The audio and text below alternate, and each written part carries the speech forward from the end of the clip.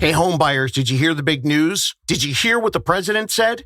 Did you hear what the government is going to do to bring back housing affordability? If you've been waiting to hear about the fix that's going to make housing affordable again, you are missing the real data that isn't making it to your phone notifications. The government said a lot about what's going on, but here's what they're not talking about. 47%. That's the number. 47%. That's how much the sellers outweigh and outnumber the buyers right now. There's 631,000 more home sellers than there are home buyers in January 2026. But the only news that you've heard about housing affordability is that the president signed an executive order to stop Wall Street investors from buying homes.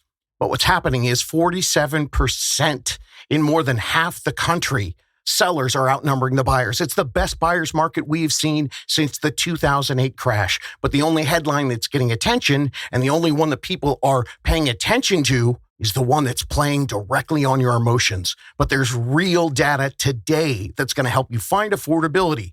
So you ready to hear how you can leverage this market so you can find your own personal affordability without waiting for a magic fix from the government? Let's make this happen for you. Let's do it. How to Buy a Home educates, protects, and connects first-time homebuyers to qualified vetted realtors in their area. Whether you're looking for DIY information or step-by-step guidance, How to Buy a Home is the #1 resource for first-time homebuyers. What is happening, my How to Buy a Homies? If you're listening to this the day it drops, I hope you've dug yourself out of the snow if you're in that part of the country. I'm David Sidoni, the founder of How to Buy a Home and the host of this here podcast. And this one's going to be jam-packed today. This episode has big news, and it is really freaking exciting. And I'm not talking about the executive order that's keeping the Wall Street demons out of the home buying game. I'm talking about the winter window of opportunity that's happening right now for first-time home buyers. Gang, it is finally a buyer's market, and it's happening right now. Now, if you're new to the podcast, some of today's content might be a little bit overwhelming. I'm going to get into all the data and the solutions and the stories that are happening right now and making it the most affordable time to buy a home in years. And then I'm going to go through a thorough dissection of all the headlines and the reports about the government fixes proposed for housing, because they're looking to get affordability for you. But spoiler alert, these proposals, they're not going to make anything better than it is right now. So let's start with how you can take advantage of how to find your personal affordable options. This is the buyer's winter window of opportunity. That's not the first time I said that. Back in September 2024, episode number 266, that's when I first talked to you about a winter window of opportunity. And then in August of 2025, episode 382, that's when I told you about the second winter window of opportunity that would happen at the end of 2025 and would continue. And we're sitting in it right now. The data is in, and it's even better than last year's. It's a freaking blizzard of good news for first-time home buyers. The lowest interest rates we've had in 3 years and 47% more sellers than buyers. So you'll have even better results than last year's winter window of opportunity buyers. The ones who jumped on the 2024 bandwagon, here are their numbers.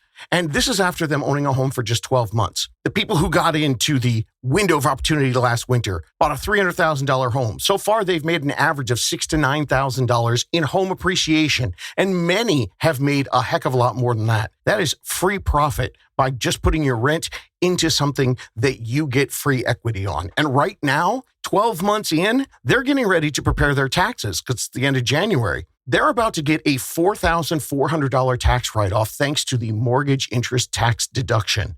And that is breaking it down. That's $4,400 for dollar. And of course, for a full year, they've been using their mortgage payment instead of paying rent, which means they've put every single cent of that big monthly payment, an average of, let's call it $2,000 a month or $24,000 last year. That $24K is going right into their home, which is a forced savings account. And our high cost of living people, if they bought a $600,000 home in the last winter window of opportunity, they've made $12,000 to $18,000 in appreciation. And again, that's the average. A lot of people have made a lot more than that. And they're about to get a $9,600 tax write-off. And if their rent was $3,000 a month or $36,000 a year, that $36,000 is paid to themselves into their future wealth. And the people who waited it out in 2025, waiting for something better, each month they waited and they got less and less of these financial winnings that I just described to you. Now, I know that the headlines right now might be promising better options for you later. So let me lay this out for you with facts and data, not just promises. Okay, fact number one. I get it. It sucks for first-time homebuyers right now if they're looking back at their renting friends who bought a home even just a few years ago. In 2021 or 22 or 23, they bought cheaper homes with cheaper interest rates. We understand that. Let's get on the solution side of this. Fact number two. If you're hoping for a housing crash or you're waiting for rates or prices to go back to 2021 or 2022, that ain't happening. Since 2019 here on the podcast, I've been saying there's only one thing that dictates home prices in the last 20 years. Say it with me now. Low inventory. As a country, we're 4 to 6 million homes short of what we need for a balanced market. 4 to 6 million. So that means the supply is always going to be lower than the demand until that is fixed. The new home builders only make $1 million a year, and that just satisfies what we need to maintain. They're not about to build 5, 6, 7, 8 million homes next year, so we're balanced. All the details on this are in the 2025 Halloween episode, number 411. It's all about inventory. The only thing controlling the market right now is supply and demand, that low inventory. Fact number three. Okay, even though we do have low inventory and the supply is way less than the demand, which means that usually pushes prices up, there will be seasonal dips where you can take advantage. Just like last year's winter window of opportunity, and this year's happening right now. And this year's is even bigger. 47% more sellers than buyers in more than half the country. Fact number four. The news is reporting that affordability assistance, it's coming from the government. But the reality is that unless they build 4, 5, 6 million cheap homes this year, all the promises in the world are not going to change housing affordability. Inventory controls what happens, period. The average buyer, I understand they're out there, they're scared, and they're waiting for positive changes. What they haven't realized is that the change already happened this winter. While everyone was singing Christmas carols, the change happened and affordability is here right now. But that's not making the news. That's not a story. But these are the stories that matter for you. The change has happened in prices because as of now, they have stopped rapidly increasing, even dropping slightly in some parts of the country at the end of 2025. And inventory is abundant in those areas. I know it goes against the whole low inventory thing, but it's happening in some parts of the country, which offers you, the buyer, selection and room to negotiate. And while everyone's sitting around waiting to see what's going to happen with the Fed, I'm recording this today on January 28th. Nothing happened today. They stayed. But interest rates, they're still sitting at the lowest mortgage interest rates we've seen in 3 years. And another story not making headlines is that national home builders are offering ridiculous incentives. They're trying to move their inventory. Interest rates at 4.99%, some of them even at 3.99%. And they're giving major cash that you can use for your closing costs. Like I've heard $10,000, $15,000, $35,000, even $40,000. But renters, they're still scared and they feel like they're locked out and they're waiting. When in a lot of parts of the country right now, we are seeing big opportunities for buyers in those new homes as well as resale homes. Buyers are able to negotiate for relatively budget-friendly homes that have a combination of cooling prices with expected appreciation ahead. Florida and Texas have insane bargains right now, with sellers desperate to cut deals against the enormous amount of other homes that are for sale because they've got big inventory. Zillow listed these cities as the most buyer-friendly markets today. We got Indianapolis, Atlanta, Charlotte, Jacksonville, Oklahoma City, Memphis, Detroit, Miami, Tampa, Pittsburgh, Hartford, Orlando, Austin, Houston, and Dallas. Now, those are just the top that they're listing right now. We're finding people that when they're teamed with the right first-time homebuyer specialists, they're finding affordable options in high cost of living areas like California, even up in the Bay Area. And we're even seeing folks in Boston and New Jersey and other parts of New England. They're getting deals. Here's how buyers are finding affordable options so they can take advantage of favorable conditions that are happening right now. Buyers are using cash credits from the seller. They're also using low down payment options. All of that is in episode 426. And they're using down payment assistance and grants, which right now, they're up 6% as far as how many of them are out there available to you. 6% more than there were last year with more options for all kinds of buyers, not just low-income buyers. Buyers are also using the builder incentives I talked about. They're using mortgage interest rate buy-downs. They're even using adjustable loan products. And with the right team, you can also find even more tools and tactics to buy an affordable home with an affordable payment. Yes, that even happens in the last 2 years, the historically worst 2 years for first-time homebuyers in history. And I went back and checked. We've got 59 interviews of buyers who use these tactics and more, and they bought a home in what the media reported as the most impossible, unaffordable markets for first-time homebuyers ever in 2024 and 2025. And here's the deal, gang. Right now, it's a better buying opportunity than it was for those 59 people. Prices have flattened, and that's just for now. It's not going to last throughout the year.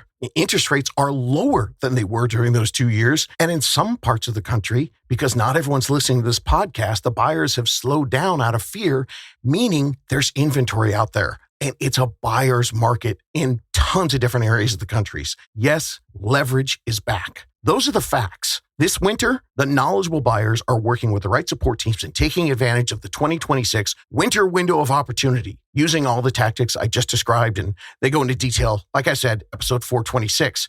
But the demand, it's going to increase this spring. Prices are going to go up. So now it's your time to get proactive, not reactive. And if you're in a position to actually buy this winter, great. But if you're not, then what you can do is start your preparation for when you're going to buy later on when there's more competition. Because when opportunity knocks later, if there's a little dip or a little shift or a little change in the market, when that opportunity knocks, it's already too late to prepare. And here's what's worse. I know that some of you out there listening, some of you people who've got me in your ear holes right now, I know you've got good jobs. Maybe you've got tens of thousands saved and you're paying high rent. But I know, because I hear from you guys all the time, you're waiting for something better to happen with the housing market. And you heard from the media that the government's going to make things more affordable for you. So, no, just know this right now, this is your best opportunity. I even made a name for it, the winter window of opportunity. Now, understand, I am the only person in the entire country dedicated to you and only you, first-time homebuyers. I wish the government had a magic fix that was going to make things better for us. Nobody wants this magic fix for you more than I do. I mean, helping first-time homebuyers succeed is my freaking life. And I would love to be able to grab the microphone and go, hey, guess what? It's going to get easier. But it's not. There's no magic fix coming, no matter what the media tells you. And the promises from politicians, it's absolutely nothing new. I want you to understand, politicians on both sides of the aisle, they've all spoken about helping the average American achieve the American dream of home ownership. And they've both been talking about it for 100 years, and they're not doing anything. And here's a quick disclaimer. I want to make sure you understand, I'm not sharing a political opinion on what should be done. This podcast does you no good if I'm red or blue. My only color is green, the color of money, and to help you save it in whatever the reality of the market is, no matter who's in office. So I'm putting this podcast out because you may have heard at the World Economic Forum this month, President Trump outlined a plan to push housing affordability back onto the national agenda, including a proposal to lower interest rates and the executive order to stop institutional Wall Street investors buying single-family housing. Now, I know a lot of millennials and Gen Zers got super excited when they heard that news. So let me share for you what I've seen through both parties through 6 presidential terms. The solutions, sarcastic air quotes included, the solutions that they pitch for first-time homebuyer affordability, they are only doing that to try to gain some momentum and some votes. And waiting for the government to create a better deal for you is only going to cost you. Recent history, back before the 2024 election, both parties offered a whole bunch of affordable housing solutions. Do you remember all those? I sure do. Kamala offered a bunch, and I didn't see a way that any of them could realistically get enacted. And Trump, remember this? Back before the election, he talked about opening up federal land for affordable housing. He talked about major tax incentive. He talked about housing zoning changes and deregulating home building. And he claimed that he was going to slash mortgage rates by reducing inflation. Hey, that was a year ago. I haven't heard a peep about any of those things. But gang, I'm telling you, this is nothing new. Both parties are guilty of broken promises to first-time homebuyers for decades.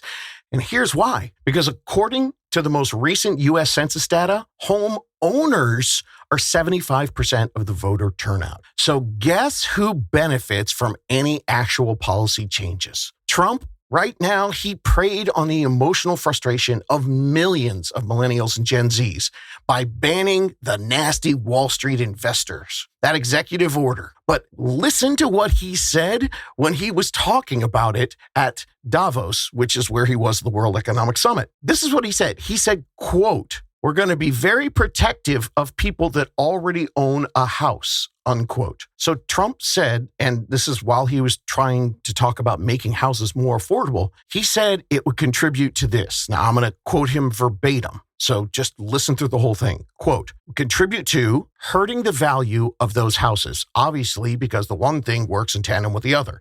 I don't want to do anything that's going to hurt the value of people that own a house, who for the first time in their lives are walking around the streets or whatever city they're in, very proud that their house is worth $500,000, $600,000, $700,000. Now, if I really want to crush the housing market, I could do that so fast that people could buy houses. But you would destroy a lot of people that already have houses," unquote. Anyway, his comments highlighted the hypocrisy that all politicians face, both sides of the aisle, when they're talking about making housing affordable. How can policymakers provide housing affordability to new buyers without impacting the net worth of the existing home buyers? 75% of the voters. That's who they're placating to when push comes to shove. Period. The end curtain. And none of these recent proposals and executive orders will combat the high demand of the buyers coming in the spring. None of them are going to address or fix the 4 to 6 million home shortage that we have right now, that low inventory.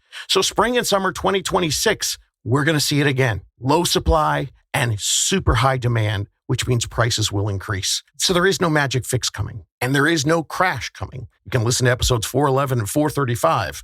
The only magic that's going to be happening in 2026, it's already here, and I already told you about it, the winter window of opportunity, and you can take advantage. Homies, I want you guys to win, and every year I'm going to lay out the best opportunities for you, and I'm telling you right now, in 2026, it's happening. Now, that's the interpretation of what's going on. You don't have to listen to the rest of this episode. The forecast is set, and I told you everything that's going to happen. And the recent promises you may have heard about on the news, waiting to see if that's going to change things, it's not going to affect anything this year. I can already see it happening. There are hundreds of people out there that have reached out to me right after New Year's Eve. And you're not the only ones listening to this, because I can already see a little bit of the buyers coming out of the woodwork. And that means if that continues, we're definitely going to have the demand come in for a low supply in the spring and push the prices up. I can't tell you the hundreds of people who have reached out to me since New Year's Eve. It's on. It's happening right now. There are some buyers out there ready to take advantage. They've heard this story, and they understand it's only going to increase as the snow thaws. So, and think about it this way, even if interest rates dropped a little bit, prices are going to be going up. So then you put that together for your mathematical equation for affordability, and it's going to be a wash. The only real difference is you're going to be buying a more expensive house with more competition. So for those of you guys who are curious, I'll get deeper into what the media is reporting about what the president said at that economic summit and what it really means. Spoiler alert, it means nothing. The only important information that's going to change anything for you, I already told you. So just scroll back up to the top of the podcast and listen again. That's where you're going to find your magic solutions, not in the magic fixes. And here they are. Number 1, Trump's executive order to stop Wall Street evil investors from home buying. Number 2, President Trump ordered Fannie Mae and Freddie Mac to purchase $200 billion in additional mortgage bonds. I know $200 billion must mean something. Nothing. Number 3, he had a new plan to tap 401ks for down payments. Number 4, they talked about the 50-year mortgage. And then Number 5, something that just happened today, that was the Fed not changing the Fed rate and how that affects mortgage interest rates. So let's start with number 1, the executive order to stop billionaire Wall Street investors buying up starter homes and turning them into rentals. Now, how do I know this is an empty promise that is preying on frustrated renters' emotions and not a policy that's actually going to do anything? I have looked objectively at the true data, the math, and I've used my own personal industry knowledge as well as deep research into the math behind this. And I could spend the next 30 minutes breaking down the mathematical reasons why this is BS and it's not going to do anything. But you know what? I actually found this one vital piece of specific information on this proposal that truly tells you everything you need to know. This is crazy. Listen to this. Now, I don't know if you heard, our governor here, Gavin Newsom, in California, ever since Trump took office, dude has been trolling Trump hard. Nasty tweets and memes. So these two dudes, they straight up hate each other, disagree on everything. So what happened was, as soon as Trump announced he was going to stop the billionaires and their capitalist destruction of the regular American just trying to get ahead, Gavin figured this was an empty promise. So he pulled the ultimate troll. He immediately announced he was in full support of Trump's plan, effectively daring him to do it. So gang, for my money, that's all you need to know. But if you need to hear the facts about it, I understand. Political theater is one thing. Let's get to the reality of it. Trump said, quote, "My administration will take decisive action to stop Wall Street from treating America's neighborhoods like a trading floor and empower American families to own their homes," unquote. The reality is that Wall Street institutions like Blackstone and American Homes for Rent, yes, they have bought homes. But when you hear that investors account for 34% of all the home sales, that's the big number. Here's how it actually breaks down. Institutional investors like Blackstone and American Home for Rent, they only own 2% of single-family home purchases. About 11% of that 34%, well, that's smaller mom-and-pop investors. And 87% of that 34% of all the home sales, those are individual investors. That might be someone like you who buys this home now, and in 5 years, you buy a second home. Now, when we looked at the math on this, experts interviewed, they said that they expect the move to only have a very small effect, saying the scope is limited and it doesn't address the issues most responsible for high housing prices. Many other economists and housing experts said that it is unlikely that they're going to be moving the needle at all on housing affordability. Mark Norman, the associate dean of the Schack Institute of Real Estate at New York University, he said this about the executive order, quote, "It's based on a misconception. Housing prices are going up because of supply constraints. Supply and demand is always going to be the driver," unquote. All right, gang, just for the record, I've been talking about low inventory since 2019, explaining the birth of low inventory that happened in 2008, 9, 10, 11, and 12 when the builders stopped building homes. We ended up being millions short. We've never been able to make up for it. Yeah, I've been talking about it for years, but now this comes out and all the economists come out to make sure everyone understands Wall Street's not killing you, low inventory is. Mark Norman also stressed that building more homes, that's going to bring the biggest impact on lowering pricing. But he said that the Trump administration tariffs have actually increased construction costs for materials like lumber and steel, and ultimately that affects the prices of new home building. Another quote from Jenny Schwetz, Vice President of Infrastructure for Housing at the philanthropic think tank Arnold Ventures. She said, quote, "Proposals that do not address the national housing shortage of around 4 million homes will not meaningfully impact America's housing affordability challenges," unquote. Here's another one. Experts talking about how low inventory is the real issue, not the emotional hot button topic of billionaires buying up homes. David Wagner, the head of equities and a portfolio manager at Aptus Capital Advisors, he said, quote, "The affordability issue when it comes to housing isn't a demand problem. There's plenty of demand there. It's a supply problem. So that's fueling more demand, which is only going to increase asset prices," unquote. And this one's from Michael Rosen, the chief investment officer at Angels Investment. He said, quote, "If you enact policies that boost demand without increasing supply, the price goes up. The best thing that could be done, and it's hard to do this at the federal level because these regulations are all generally local regulations, would be to make it a lot easier for new housing units to be built," unquote. Okay, I've got like 50 more of those, but I'll move on. The administration, they're just grasping at straws as we go into the midterms, picking a hot button topic. They're trying to stir passions and emotions.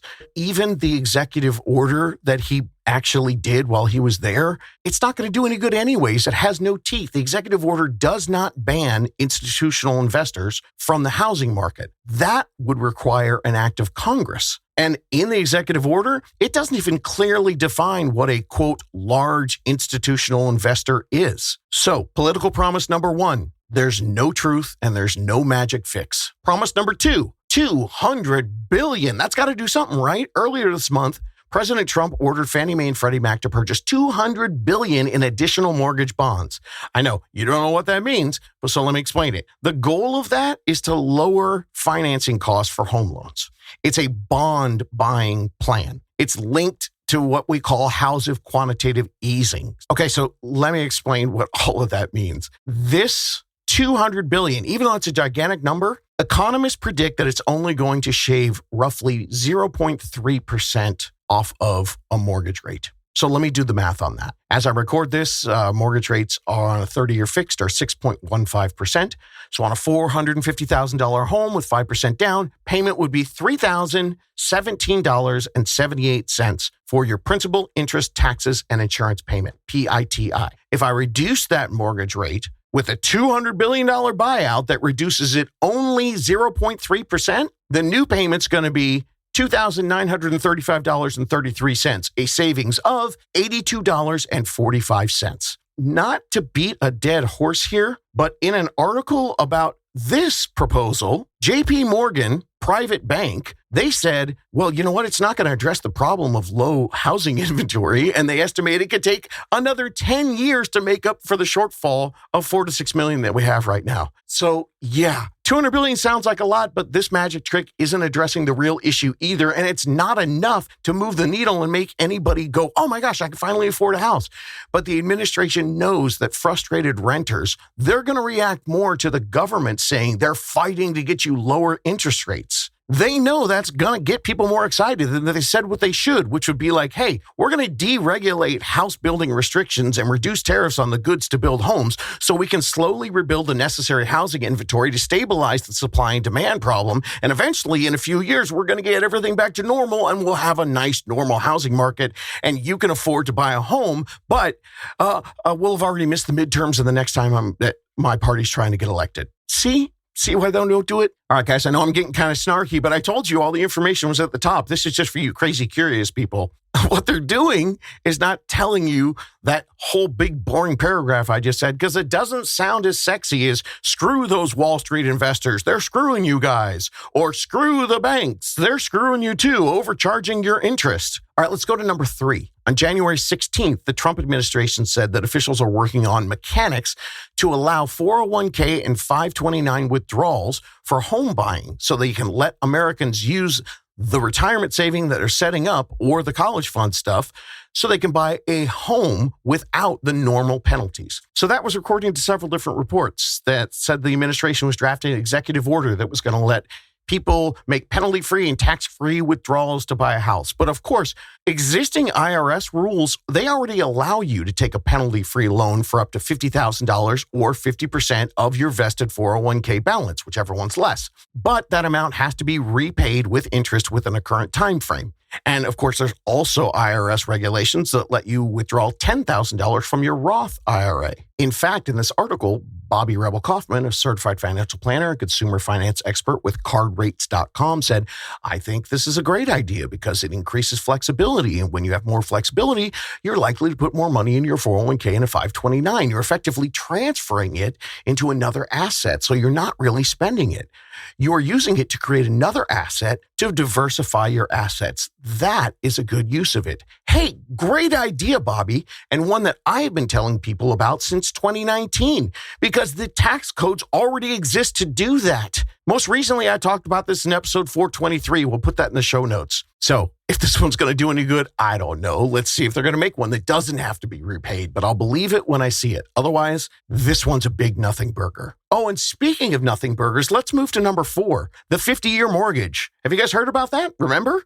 It was a political talking point. It was brought up a few weeks ago and caused a huge buzz. And then it was subsequently scrapped by the government officials who presented it in the first place. So that one's even less of a nothing burger. That's a nothing nugget, like a single nugget with no dipping sauce. So that one's even less of a nothing burger. That's a nothing nugget, a single nothing nugget with no dipping sauce. And the 5th big news story you might have heard about, on January 28th, after 3 consecutive rate cuts, the Federal Reserve paused rate cuts. And mortgage interest rates, they did nothing. They remained steady. So expect no big swings in interest rates for the first half of the year. And even if mortgage rates do drop a bit in the second half of the year, prices will have increased because of the high demand and the low supply. So mathematically, that's a wash. It's going to be similar to what you get today, except today you can buy more house for less money.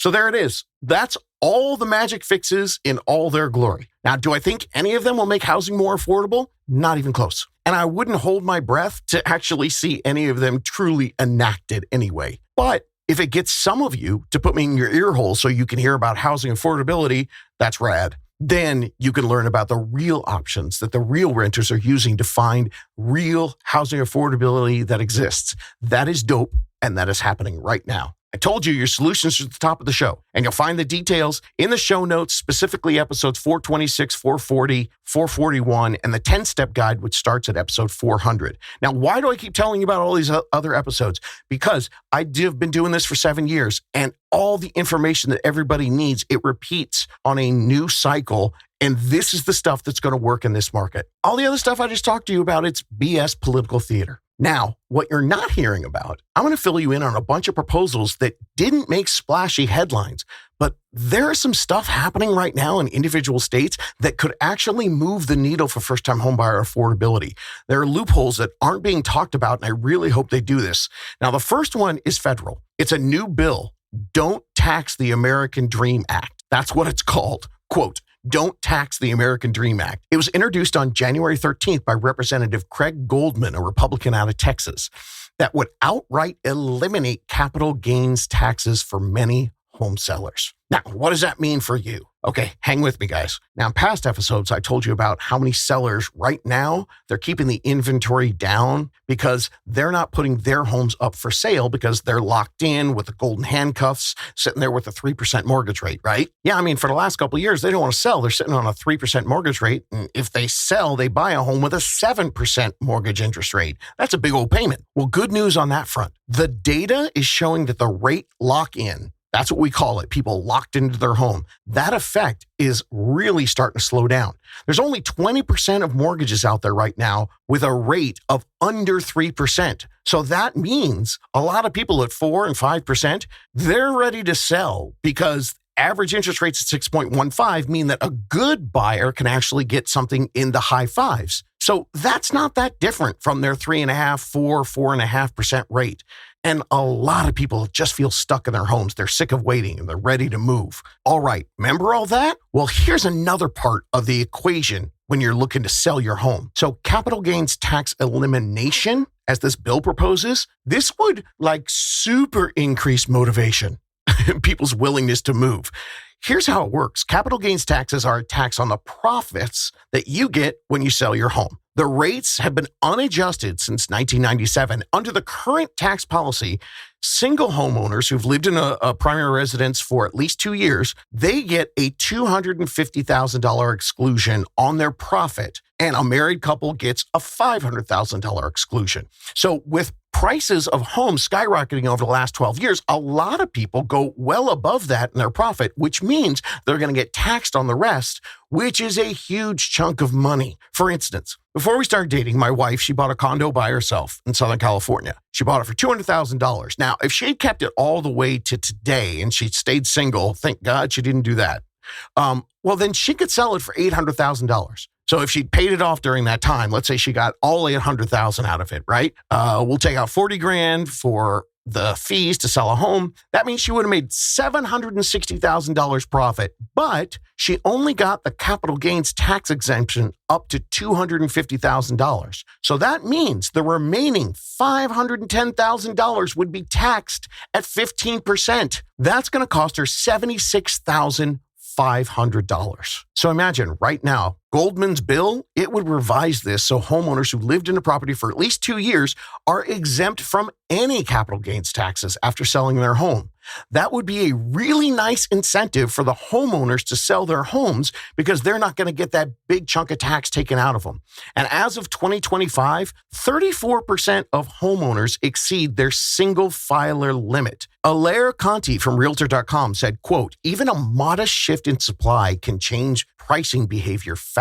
And better yet, the price impact wouldn't look like a dramatic national collapse. Instead, it would show up in what buyers actually feel. More negotiating power in the deal, fewer bidding wars, and more listings sitting long enough to invite price cuts. Unquote. That's the story that should be making headline news, but it's just too difficult to explain all the math I just did to you in a quick little soundbite. It's a lot easier to say, evil Wall Street. or lower interest rates than it is for someone to say capital gains exemption is something that's really fantastic for people who own homes and sell it so you can get taxed and you can save lots of money. But what that also does is means that you're going to sell your home, and that's going to open inventory for the first-time home buyers who are having difficulty buying homes. Yay, vote for me. Now, the next news story that you're not hearing about, this is something I am begging you to pay attention to, because many individual states are proposing caps, exemptions, and even bans on property taxes. First-time home buyers, I'm talking to you. This is huge for you. Think about it when you're calculating your monthly PITI payment, principal, interest, taxes, and insurance.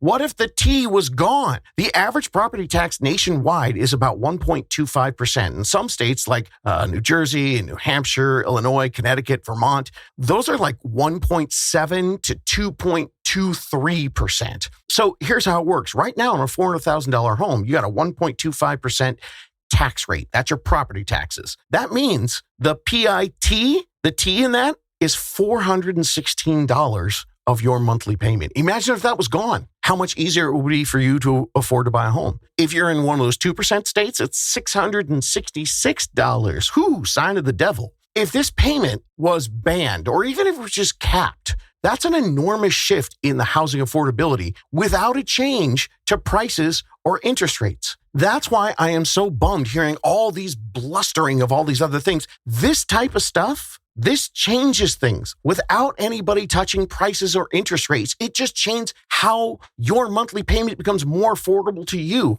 And there are some states that are proposing exemptions or rebates or reforms.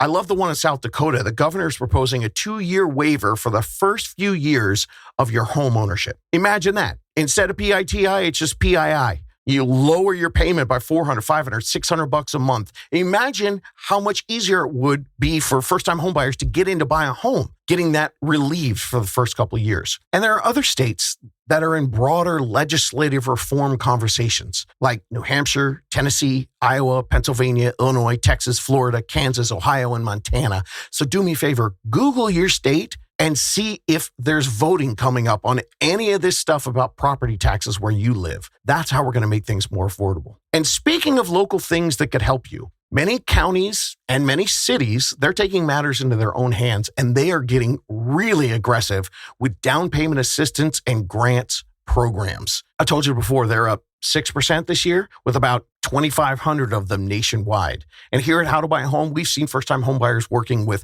local unicorn first-time homebuyer experts who are down with all this stuff and are constantly checking and seeing what's happening in their area. We've seen people discover that they were eligible for not just one grant, but multiple grants, stacking them on top of each other to lower and sometimes almost completely eliminating their entire down payment and closing costs. Yeah, we've had people that their grand total to buy the house was $3,700, and another one was like $190.25 and $31.95 or something like that. That was 2 different buyers. That actually happened. And hey, 6-figure people, I'm talking to you. Don't count yourself out because you think you make too much money to be eligible for grants. The right team can find options for everybody. There are many banks that are actually chipping in and funding millions in grants and programs for first-time homebuyers to try to attract people back to buying in 2026. We've got a killer one in California. It is such a crazy deal.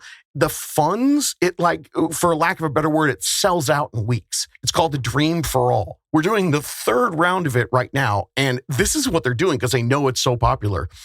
It opens on February 24th and applications close on March 16th. And the only way to find out about this stuff in your state is connecting with your local team ASAP so that you can build a conservative regular plan while also have an entire team keeping their eyes out for options like this that pop up. And there are 2 more news headlines that I'm pretty sure you're not hearing about. But these have a direct effect on your housing affordability. Here's what happened. There are multiple January lawsuits filed against Zillow and Rocket for knowingly and blatantly ripping off home buyers. 2 brand new lawsuits to go on top of the many that I've reported over the years here at How to Buy a Home. According to these January suits, Rocket Companies and all 3 of its divisions, Rocket Mortgage, Rocket Homes, and Amrock Holdings, they're accused of having exploited the vulnerability of home buyers for profit by steering consumers to use their financing, even though Rocket Mortgage's terms are disadvantageous to the clients. And as for my pals at Zillow, they are named in their third lawsuit alleging steering of buyers to their bogus premier agent programs, as well as steering them into their home loan business, which they are ramping up like crazy right now to try to make money off of you. So you, as the consumer, there's no other way for me to really say it except that you have been screwed by someone offering you convenience. These big online companies have spent billions on quick and easy websites and call centers, but then they offer you the least affordable options, the ones that make them the more money, never even taking a moment to explore the creative and cheaper options that might be best for you, including, of course, helping you take a few months to form the best plan for you that could save you tens of thousands of dollars. Not what they're going to do. They're just going to shove you into an instant loan, even if that product is disadvantageous to the clients. Using an online lender these days, that's like paying the $20 to DoorDash for your $10 Taco Bell order. Yeah, you're paying double so you don't have to get off the couch. I get it. They understand this. You are being relentlessly marketed on the convenience of all the different services that people have to offer. And these online lending monopolies, they know this. And I'm telling you, they're seriously just exploiting you. But the difference with the home loan is it's not just deciding to spend an extra $10 because you really don't want to drive the 0.6 miles or whatever it is to Taco Bell. So this is big. Don't be suckered into the convenience of online lenders. They're going to cost you gobs of money, and they are not your friend, and they do not have your best interest in mind. They are 100% beholden to their profits because everything they do is for their shareholders. And the same thing goes with the agent recommendations. That Zillow lawsuit, it alleges also that Zillow abuses its monopoly and puts pressure on agents to steer their clients toward the preferred agents and the preferred Zillow lending. And that steering sends them to the people who end up paying Zillow more. 40% is what they pay them. Now, they have to say the word alleges when they talk about stuff like this and they're filing in the court. But I've been telling everybody I could on this podcast for years that I'm not alleging anything. This is a fact. I know realtors pay to be the local expert put on Zillow. And the fees, they're determined by the zip code. The more expensive the zip code, the more expensive the fee. So they'll call you an expert. So if a realtor wants to be the Zillow recommended agent, you have to pay them up to thousands a month. I have heard sometimes $20,000, $30,000, $40,000 for some zip codes. And then once you are a preferred agent, now they're not only steering the clients, they're steering you to send people to their Zillow mortgage department. So the whole thing, I've been talking about this forever. As a first-time homebuyer, when you go to Zillow, you're getting screwed and you're getting steered to whoever pays them the most. Definitely not the best first-time homebuyer specialist in the area. Choosing your professionals from these big online sites, it's a total scam. Okay, well, I've ranted about that stuff before. Big real estate, they have actually rigged the game worse than big pharma or big insurance. Take it from a guy who's paying for his own insurance for the last 20 years. It stinks. And you know what? The consumers, that's you, the buyer, you're the one that suffers. You know what? I've got one more thought for you before we go because you decided to stick around for this long. So I feel like we bonded a little bit. I'm going to let my guard down a little bit with you because, homies, I got to tell you, man, it's been tough these days and I got to have some real talk with you. So let's do real talk. With all this noise in the media and everybody trying to offer solutions, some days doing the podcast and offering the solutions for free, I feel like I'm hitting my head against the wall. This March is going to be 7 years of me laying out the affordability facts on everything that I know. And I got to tell you, like for real, some days it is really difficult for me to hear the hopelessness that a lot of renters are feeling right now. I do everything I can. I put out 3 podcasts a week. I lay into the math. I give it all away for free. And I actually give episodes on every single topic and give you an episode guide so you can go find them. But it's hard right now. I got to be straight. It's rough because I know the solutions and I know they're working, but still there are people that are afraid and they feel hopeless. And so they think their only solution is to wait for a miracle. I get it. I've got nothing but empathy for you. I mean, I can't be more transparent and give more away and try to say, look, I know that it feels difficult right now. And I just want everyone to find a solution. I want to block out the negative noise that is crushing the American dream. I mean, ridiculous. 40 years old for the average age of the first-time homebuyer. And people hear that, and then they think it's unattainable. But it totally is. I've got examples all through the podcast. And so, yeah, some days right now I'm frustrated. But really, I'm way more sad than I'm frustrated because I know what's going to happen. In 2 years, some of you are going to reach out to me, and they're going to go, I was listening back in 2026 and that whole winter window of opportunity. And I figured that, you know what, I'm just going to wait and we'll see what happens. And the reason I know that is because I have had that phone call, that email, that conversation every single year of my career since, I don't know, back when it started going up, 2014. Every day I hear from renters at all different price points, and they tell me they just don't see a solution for them. So they're going to wait because they feel like they don't have a choice. And man, I get it. I know exactly why you feel that way. But as long as this inventory thing is still a thing, each administration is going to just keep finding ways to appease the homeowners, not the renters who are trying to buy. So you got to hear the truth. And when opportunities happen, that's when you got to get in. I get a lot of joy and grateful love sent my way when people find these opportunities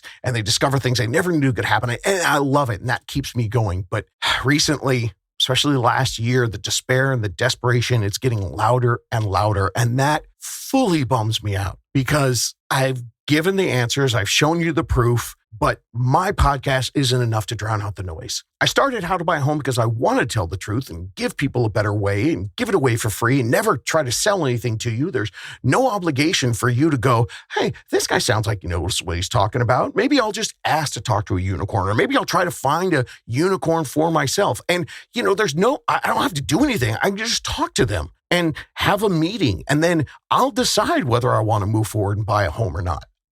I thought that made sense, but people are still not reaching out. People are scared. So I'm here letting you know I've tried everything. I've done plenty of long-ass factual podcasts with reports, data-driven market analysis, math all over the place, and predictions that have been right on target.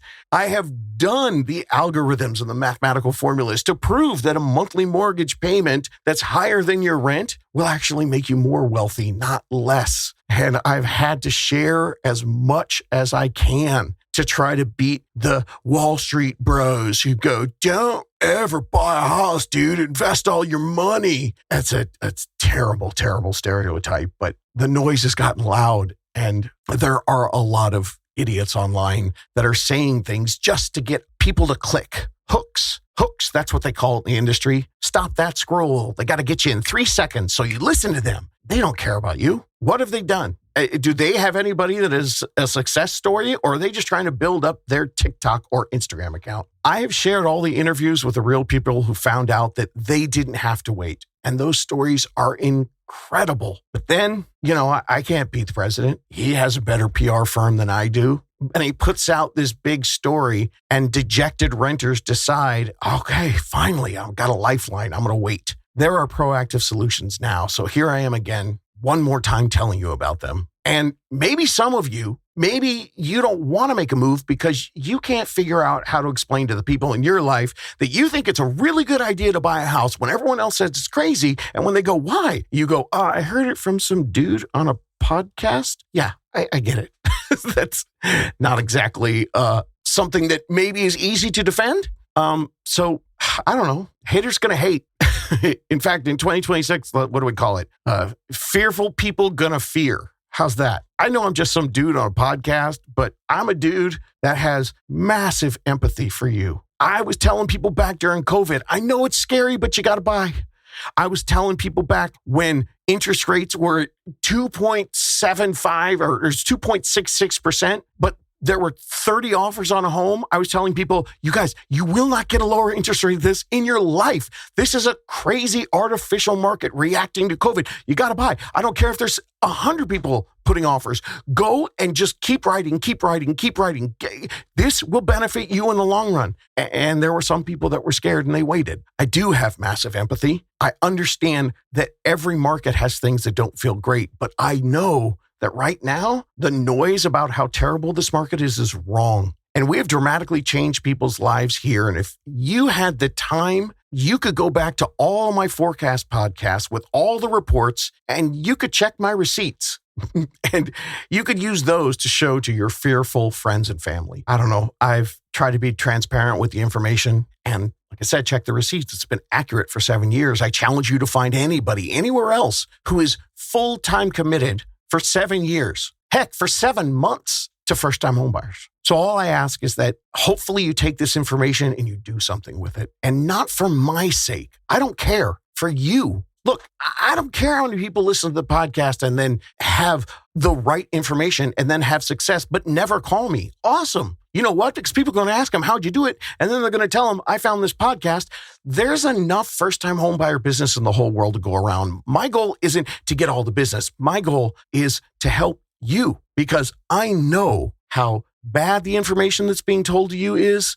I know how little the information that's being offered to you is. And all I am trying to let people know is the last couple of years have felt hard, but a lot of you have more potential success available to you. And all I want is for you to find out, can you do this? Or if you can't do it right now, can you build a plan that will fit into your terms and your timeline? Telling you, homies, I know the truth. I've seen it for 20 years. And in the last 7 years, I've been watching this 24/7. I know most of you would be surprised at the results when you talk to the right people. I know that. And then I'm telling you, I don't care. You don't have to buy my workshop. Just do yourself a favor right now and find out your own personal details. And then you decide what you want to do. If you want to jump on the winter window of opportunity, awesome. And if you want to do that right now, go to howtobuyahome.com and ask me your question. I will answer it personally. Or if you think hey, you know what? I want to try this unicorn thing.